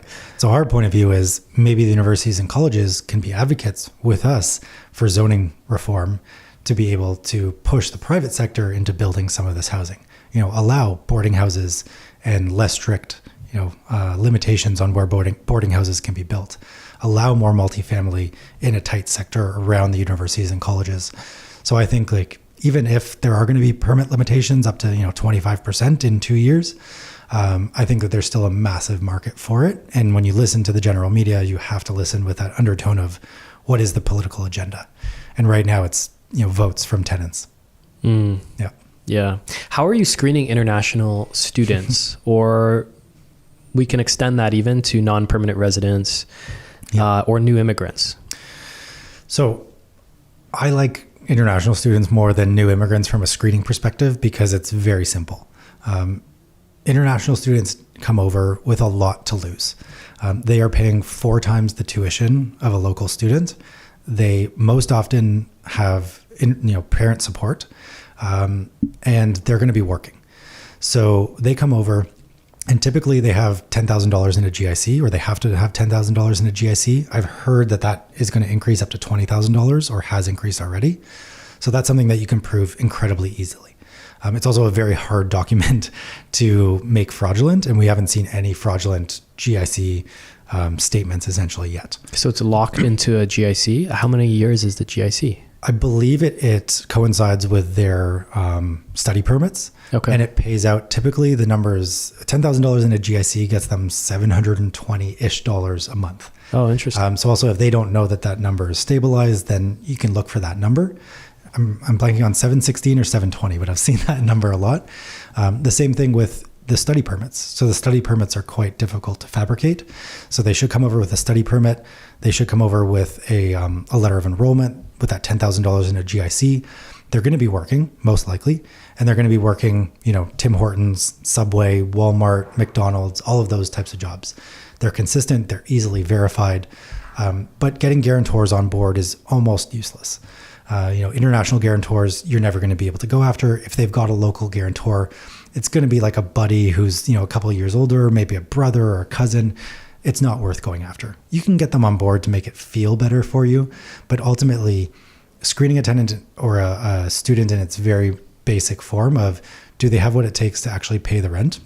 And typically that's coming over with some income in the bank or some money in the bank from parents, which they have because they're paying, $10,000 to $14,000 a year for tuition.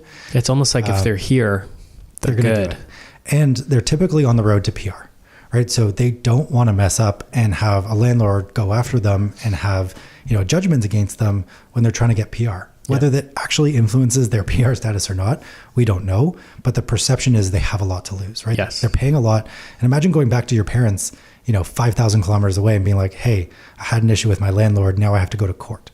They're going to kill you, right? You come home at any point in time, they're going to kill you. Yeah, then they're really staying in Canada. Exactly. So that's the type of student population that we actually like. But it comes with the understanding that, turnover is going to be much higher. So we've got people who come in, we provide furnished units. They've got a suitcase, right? And so if they don't feel like living there, their buddy has a room for rent and can give them a better rate. 4 months through, they're going to disappear, right? They're going to pack up their suitcase and leave. It's just not worth it to go after them, right? They've got nothing to garnish. It's going to be a long drawn out process. You're not going to get any money back. So knowing that, yeah, you can enter into a year-long lease with a full group, but there's constantly going to be people coming and going. And when they leave, just refill the property, right? There's enough demand out there to refill it fast. We were saying, we posted a property within 3 days. We had tenants moving in with deposits paid. They were ready to go. So you can just fill it. Don't have emotional tie to it. Let them go. Fill it again. When it comes to international or immigrants in general, like new immigrants, that's a whole nother ballgame because it really depends on their specific situation. In those instances, getting a guarantor on board who's local is much, much more important, and a good guarantor. Typically, they're going to be offering some money up front because they are well employed back home. They're coming over with some money, and getting 3 or 4 months of rent into the hands of a landlord is a way to overcome that, hey, I just got a job, I've got no job security, or I'm looking for a job and I've got some money from the government to help me, find housing and pay my bills at the start. So it is a little bit different. But you have immigrants coming over with nothing who are living in, multi-generational housing with 8 people in the house in a 3-bedroom home. And you have others coming over who are gainfully employed and have, work history or jobs still back home and they can work remotely. So it really, really depends. I would still have this same level of scrutiny as a typical applicant, but just know that you're not going to get, 6 months of pay stubs, obviously. Yeah. So you need to look at it in a slightly different light. And ultimately there is a higher risk. Right. So again, they have a lot to lose. They're trying to stay. They're trying to build a life. But the risk of them losing a job that they've just started at or not knowing the system and messing something up along the way is going to be higher. So if you are a landlord that is not open to taking on that little bit of extra risk, then new immigrants may not be for you. Yeah. I remember my first time trying to screen an international student, maybe about 3 years ago. I just started kind of filling properties about 3-4 years ago. And it was for a tiny little basement apartment in Mississauga. And it was a Chinese international student, a girl. And I remember just being like, I don't know, like, can you send me something? Like, I don't even know what I'm doing here. Right. And so she sent me like her Chinese passport, I think. And so I passed that on to the landlord. I'm like, yep, from China, there's the passport. Don't understand a thing on it, but it looks legit. Can you send me like a bank statement or something? And it's like, like a Chinese bank statement. Yep. And I'm just like, I don't know what to do with this stuff. Like, yep. Looks good. She's a nice girl. I think you're going to be okay. Yeah. And sometimes, I'll tell the story of what not to do, but it was my personal property. So we could do it. But our last set of tenants came through the door. We had tons of inquiries, right? It was a Toronto property, posted it, thousands of impressions within the first week, hundreds of messages. We booked 26 showings after very, very rigorous pre-screening, right? We put everyone through the rigor because there were so many people. Yeah, they're like pissed off by the time they get to your house. Yeah. They're like, what the hell am I applying for? Give me a credit check, pay for it yourself, maybe buy me a coffee when you show up, like everything. Yeah. Dress your best. Exactly. Yeah, if you show up 3 minutes late, you're done. Yeah, I'm watching at what exact point you take your shoes off when you enter my home. Is it the first step, second step? Exactly. Do you leave it outside? Bonus points if you leave them outside. Yep.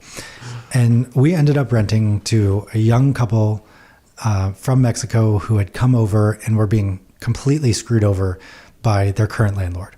Someone was renting them a room completely illegally. The place was in shambles, charging them an extraneous amount of money. They didn't really have any documentation. I verified their employment, but, general laborer working for a company where there's no proof of employment, he gets paid cash. And, she was working pretty much the same job on the other end. But they came through the door and I had the best feeling about them. It was the warm and fuzzies. Nothing about their story needed to be verified because I'd done it thousands of times and just knew. Yes. And we rented to them. They have been by far and away our best tenants ever across all our portfolio. And they sound like some of the best tenants anyone we've ever placed, has been. That being said, I would have never been able to convince a landlord of placing them in one of, our represented properties. Yeah. Because the data wasn't there. The quantitative data was just not there. Yeah. Yeah. And so sometimes you have to know yourself as an individual landlord and say, am I willing to take that risk? Am I that landlord? We were those landlords for ourselves because we had that experience and we could trust our gut, but it was the wrong thing to do, right? By the numbers, we should not have trusted our gut. Yeah. But sometimes it works out. Yeah. At the same story could have ended very, very differently with us, $40,000 in arrears at the LTB because we didn't have any of the information. But ultimately, it all depends on who you are, right? So understand who you are as a landlord, what service you want to provide, what your risk tolerance is, and what types of tenants you really want in your properties, and then what types of tenants are actually going to be attracted to your properties. Yeah. For me, the big trifecta is gut feeling, how they are at the property when I meet them in person, Yep. the income verification, the credit verification. You can fill in all the other gaps, but those are the big three for me. For sure. But that gut feeling, man. So I just placed tenants in a property in Hamilton, downtown Hamilton, and we had a group of new Mexican immigrants, to a couple and then their friend who had a baby, and just gut feeling was amazing, right off the bat. And, we verified and it was all good, but the landlord was a bit hesitant on them. Mm-hmm. We ended up holding off for too long because they found a new place. By the time we turned around, we were like, okay, we think we're good, or let's keep, verifying you guys. And then what happened was I did one last showing and I had these two guys come in, immediate bad feeling about them. And as I talked to them, okay, they seem okay, talking to them, they're saying all the right things, but then just that feeling, I couldn't shake it. Mm-hmm. And then another group of new Mexican immigrants, just three of them this time, I think a couple and a friend again.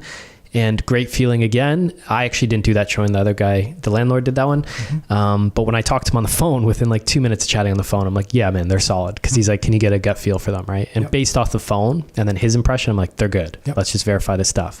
The other guy ended up pulling a credit report, started getting kind of snippy with me when I asked him to do the credit report. Because he's like, I have my own. I'm like, I know, thank you. I always verify my own. Did it.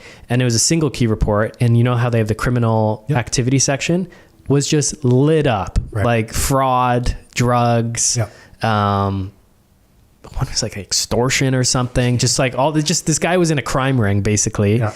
And who knows if it was accurate, because the name was a very common kind of name from that culture, and it could have pulled it from another guy, to be honest. So I'd never actually verified the crime thing, but based on my gut feeling, man, I think it was true. Yeah. Here's a question. What's the craziest thing you've seen on a background check?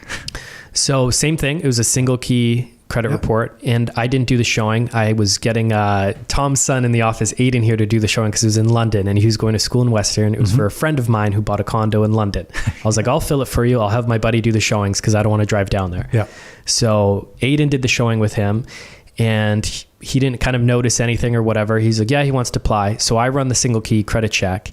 And again, the criminal section, the only other time I've seen this actually pull something, was lit up and hardcore charges. It showed 3 news articles. Yeah. And it was a young guy, maybe 24 or something, in London.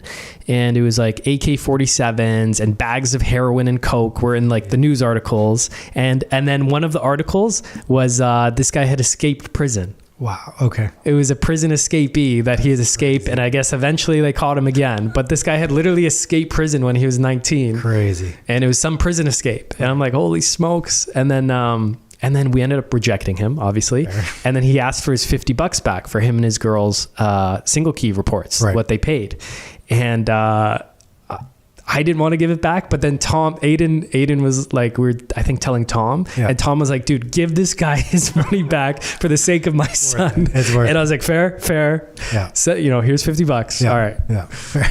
That's probably the craziest you don't background see that check. Every day, that for sure. Yeah. That's what about crazy. you? Well, now it doesn't sound as good. So there was 2. We thought the first one was bad, and it was cocaine trafficking, over $1 million. Wow. So serious cocaine trafficking. So they were denied. And then slightly recently we had a homicide.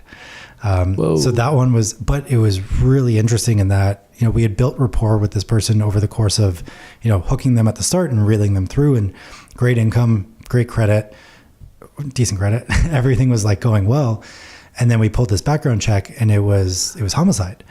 And, we coached our leasing agent through talking about it because, maybe it was something way back when. And we pulled the report. It was probably 10 years ago. So maybe they got over it. We'll talk to the landlord, see if it worked out.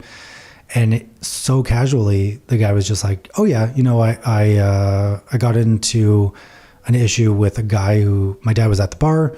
I met my dad at the bar. We were having some beers, and this guy came up and, tried to beat up my dad. And, I stabbed him 6 times.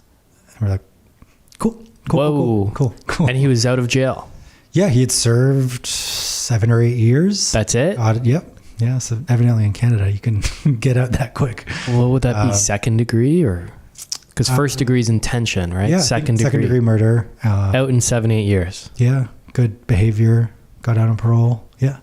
We've seen some assault with a deadly weapon, but the homicide was the biggest one. Yeah, that's gnarly. Yeah, prison escape is cooler though. Prison escape was just funny. I'm like, holy smokes, this guy's like a criminal hero. Yeah, we do see a lot of false reports at times with common names, but when you dig into it and read those cases and figure out that it's the right person, it's crazy. You're like, wow, this was serious crime that went out there. Yeah. So I never got the gut feeling on that guy because I never met him. Because I would have wanted to know, all right, did I kind of detect something? Yeah. My spidey sense is off. But for this other guy, they totally were off.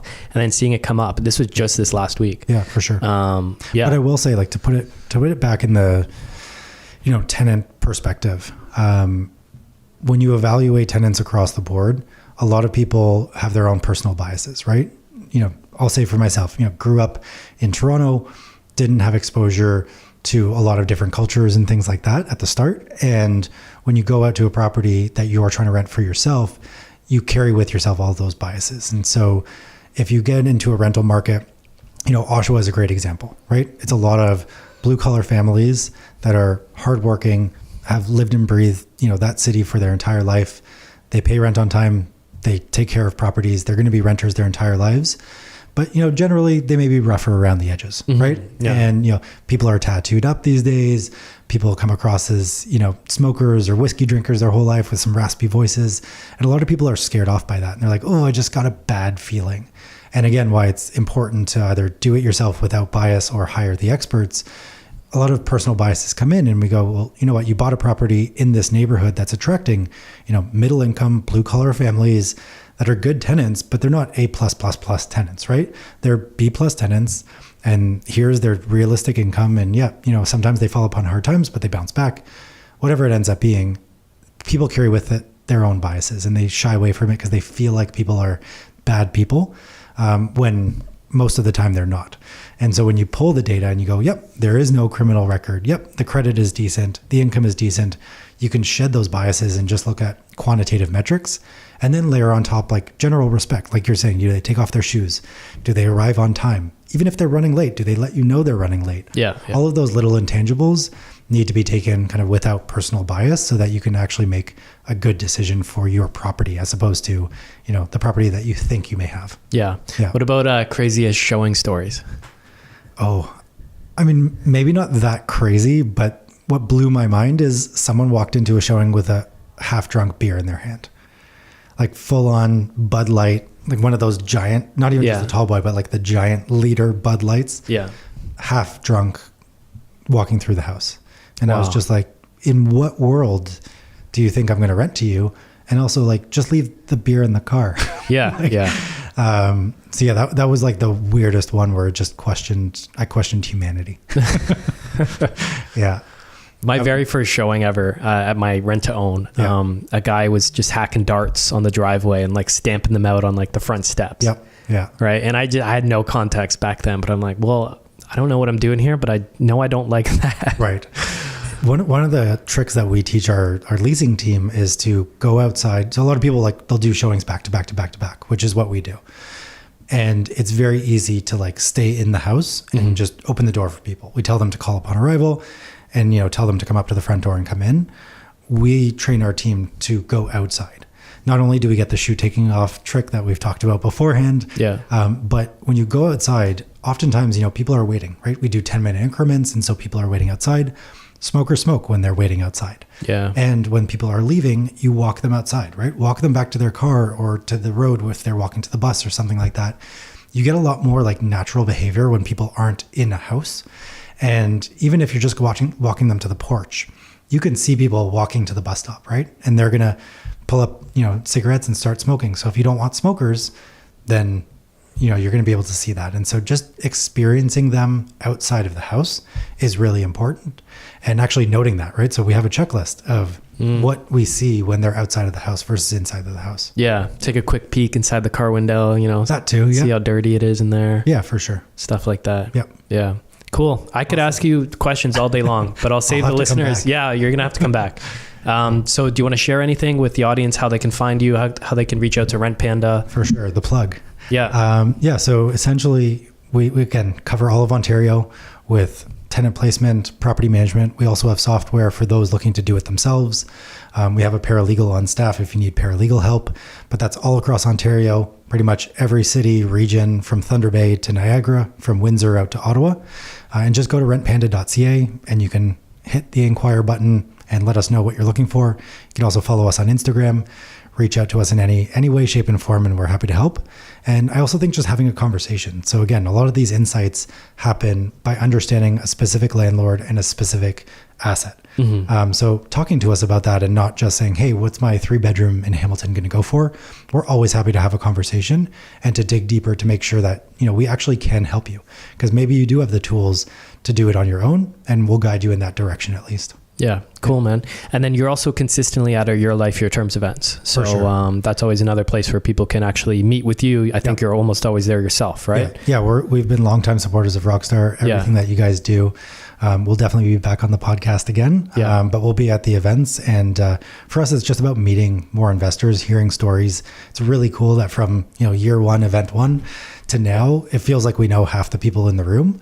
That's cool. And it's super cool to have serviced that population. So working with Rockstar investors and coaches and whatnot has been really rewarding, because the education that you guys are doing, it's clear people are listening to the podcast. They're getting the education. They're actioning what you're teaching, and they're often the best clients that we work with. So we're always cool, happy man. To be That's there. such a compliment. We hear that all the time too. Yeah. Like oh my God, like your members are amazing. How do you get these people? For sure. Yeah, that's cool. Awesome. Cool. So Saturday, October 5th is the next Your Life, Your Terms event. Hopefully you can make it. Meet Mr. Hart Togman in person himself. Cool. Okay. Awesome. Thanks, Hart. Appreciate this. Hey, thanks for tuning in. You can find every new episode of the Your Life, Your Terms show on all the major streaming platforms. So Spotify, iTunes, Google Play.